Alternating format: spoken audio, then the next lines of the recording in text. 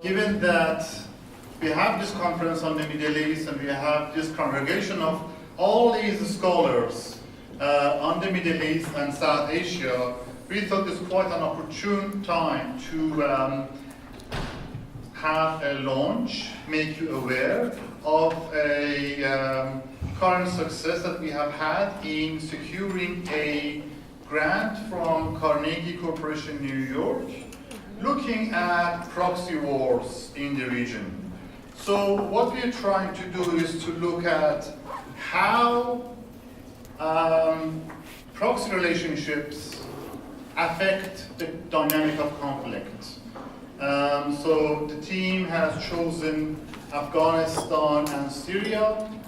You'll be well aware and very much on top of the history of Afghanistan and how external powers really fed the fire of conflict and in a way perpetuated conflict and tension. So we're interested in how that dynamic hinders conflict resolution, how that dynamic of external powers feeding local fighters impact on ways of finding a resolution or peace resolution to the conflict.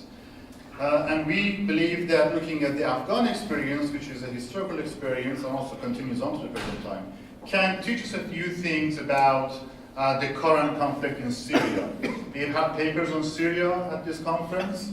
We know that there are external patrons, players involved in the conflict in Syria. So how is that changing the dynamic of conflict? How is that making conflict resolution more difficult? And finally, what can be done about it? What can other actors in the region do about it?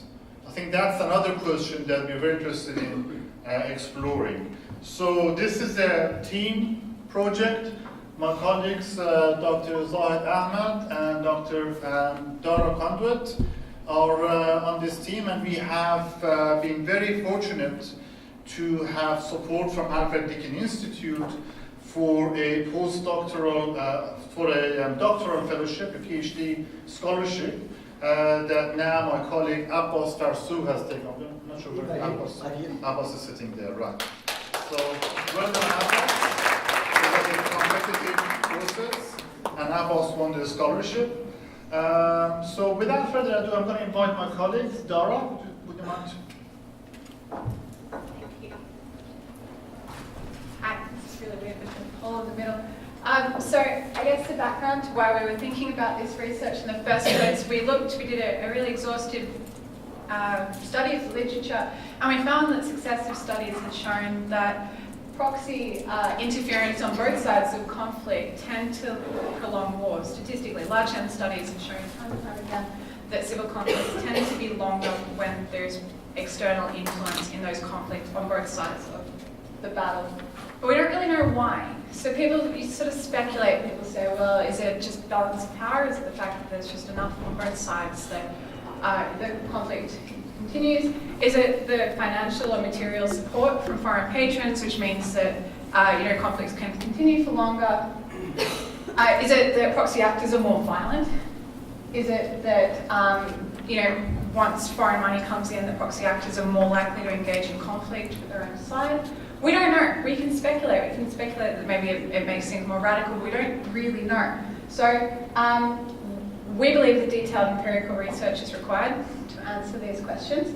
And to do that, we're going to undertake a comparative analysis of foreign influence in both Syria and Afghanistan to firstly build a database, so an events database where we look at events in both conflicts, literally event by event, and track the actors involved in the events and whether or not they're linked to to foreign actors or not. And we're aware that obviously foreign influence comes in many, many ways. It's not just that foreign influence is money, or it's not material, or it's not just training or ideological support. So we're going to be tracking as much as we can the various types of influence.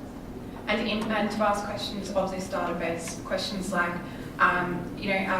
groups that have foreign influence of some way, are they more likely to be involved in human rights abuses? Are they more likely to have foreign fighters involved? Are they more likely to fight among themselves, among other groups than others?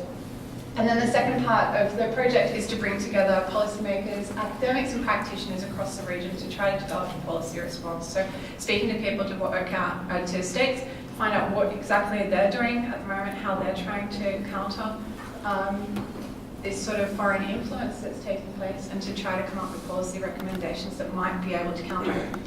And I will hand over to Zahid, who will talk about how we're working with local partners.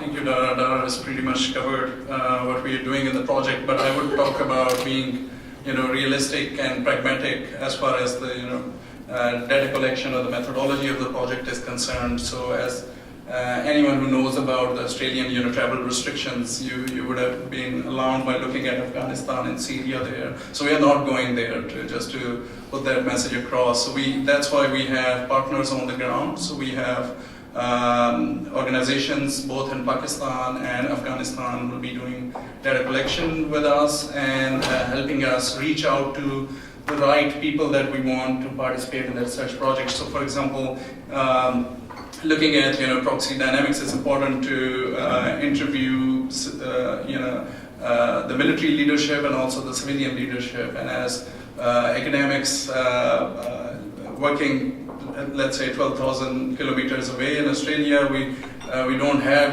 those links on the ground. So that's why I think it's very important to rely on our partners, and it's also equally important that for the dialogue that we want to generate with policymakers, we are going to benefit from our partners in Pakistan, and those are very prominent institutions. So we're not just working with anyone; we're working with prominent institutions to be able to have access to, for example, people who are members of the Senate's Committee on Security, for example, to be part of this dialogue, which we are going to hold in Islamabad in the first week of February. So I'll just end here and we'll be happy to answer any questions. Thank you.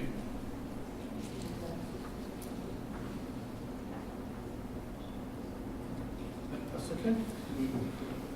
Well, thank you very much. There's a question there, okay? Yes, you are analyzing the power or the influence of the external powers. Are you analyzing their media as well? Like, for instance, we are talking about Saudis, then Al Arabiya channel. We are talking about Qatar, then Al Jazeera channel. No, so we're not looking at influences. We're looking at direct links, direct connections. So what has this external player, what kind of support have they done to another player inside Afghanistan or Syria? Have they given them arms? Have they given them money? Have they given them Quran? What's the communication there? If we can catch that. Sometimes you can catch it on social media. Sometimes you can catch that in news items. And of course we have our local partners on the ground to help us with some data collection on the ground. And we want to know, okay, now that there is this connection established, how has this proxy actor in Syria or Afghanistan, how are they acting? How has their action changed? How are they engaging with the conflict or with peace resolution initiatives? So trying to connect the dots. All right, I think it's time for us to move on to our next keynote speaker. I invite the